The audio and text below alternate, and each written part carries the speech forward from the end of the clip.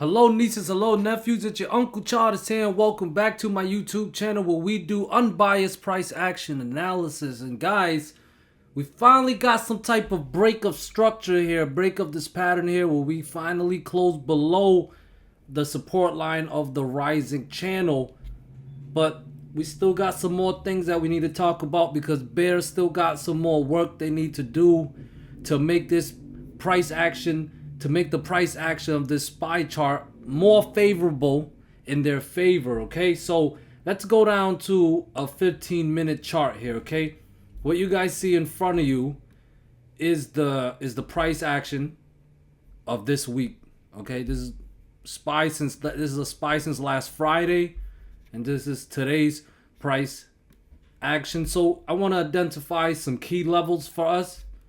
So we see here, I talked about this 415 level yesterday, 415, okay?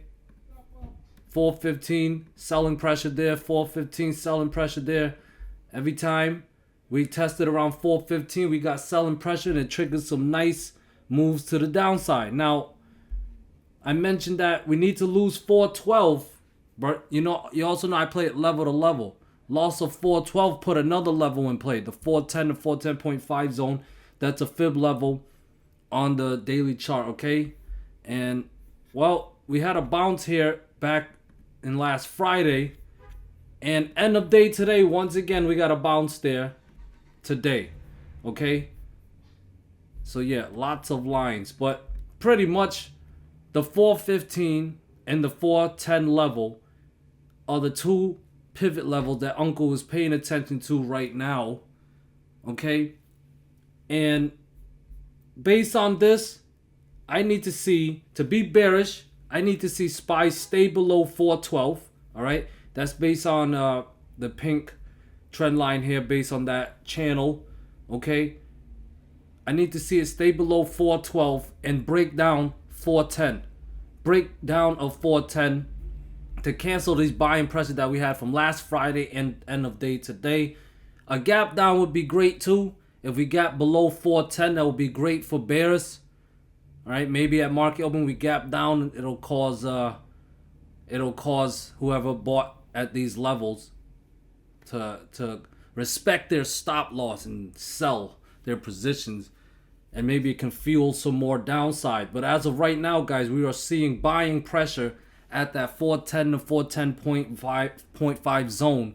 So tomorrow, if SPY can break down 410 or get below 410, that's your indicator to go bearish, all right? But must stay below 412. We were able to close below it today. We were able to close below this rising channel. I mean, it's a good start.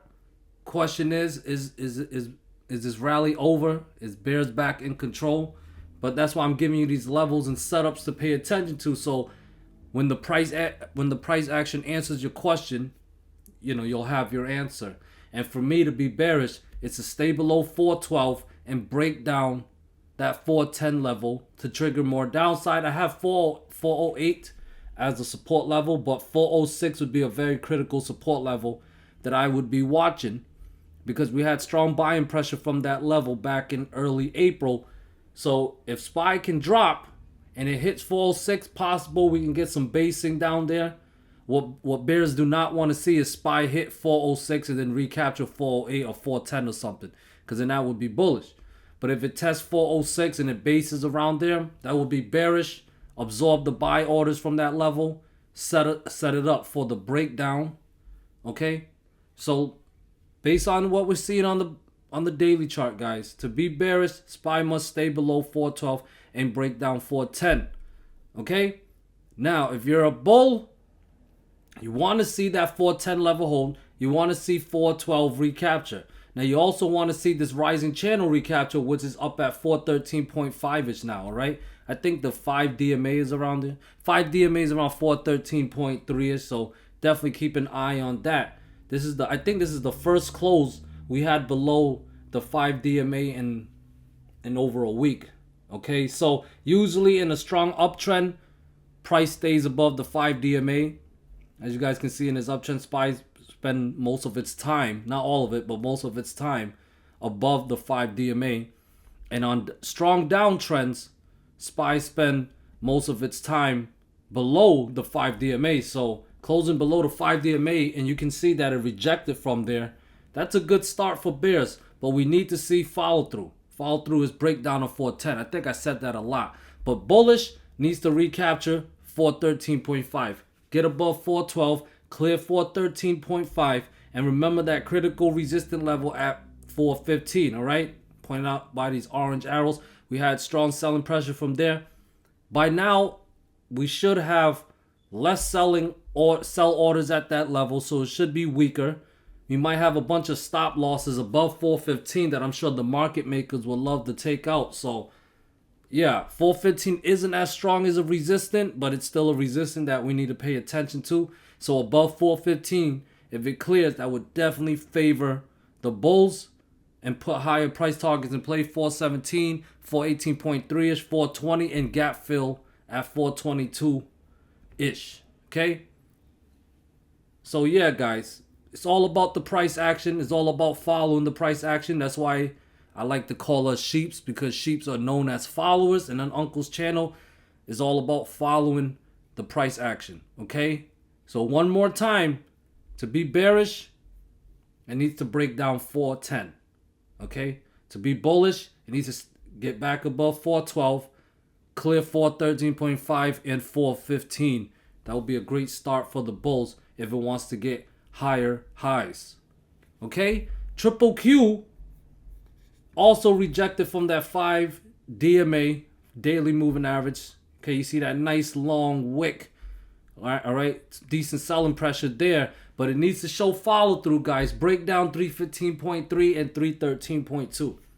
If that happens, look to short with 311 and gap fill at 308 in play. Okay, I would be bearish, below a bear bias below 313.2. Maybe we can get more downside. Okay, if it breaks down 308, next pivot I'll be watching is around 305, maybe lower down to 302 and 299.2-ish. Yeah. All right, so remember, break down 315.3 and 313.2. Look to short. That's a trade idea. All right, I got resisted at 318. If it clears 318, 321 is back in play. Above 321 is when I would be bullish on Triple Q. Okay, IWM still did not manage to break down at 176.5 support level, guys.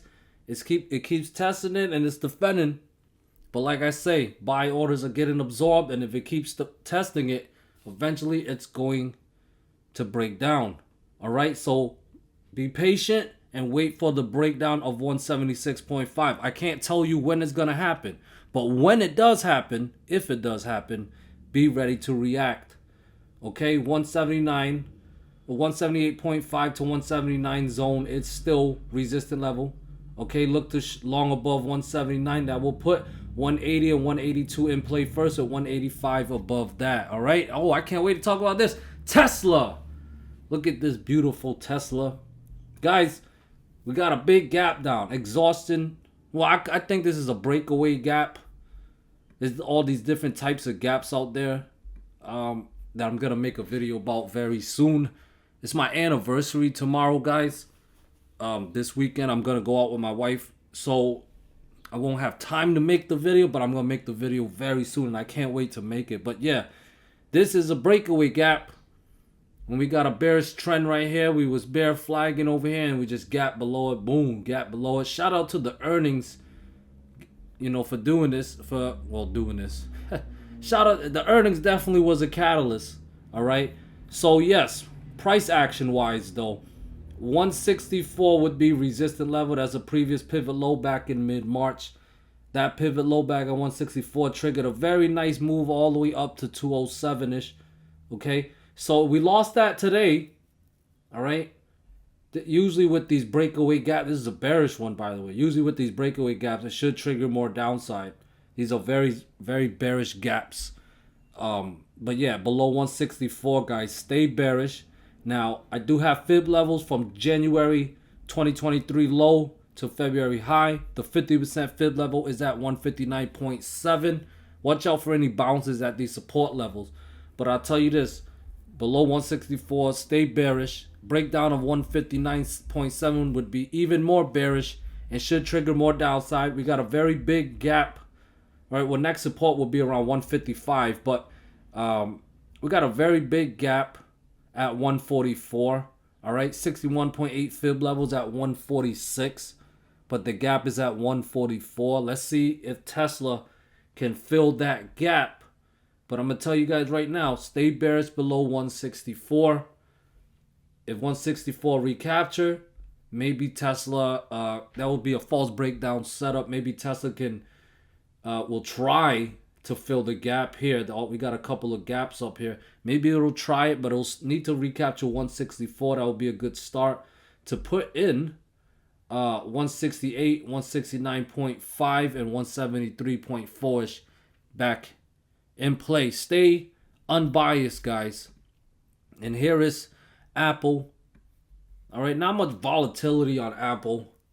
All right, still holding above that yearly trend line. I need to see 165 break down to trigger shorts for me. Give us that false breakout setup. Requires a lot of patience waiting for these setups, especially with stocks like Apple. I like to watch it because it's so heavy in SPY and QQQ. Helps me gauge the market. But yeah, definitely a breakdown of 165 would trigger shorts for me. I would be targeting the purple trend line at 162.5. As you guys can see, that's the trend line that Apple's been riding up all year so far, keeping Apple bullish. So a breakdown of 162.5 would be a hell of a short idea, in my opinion.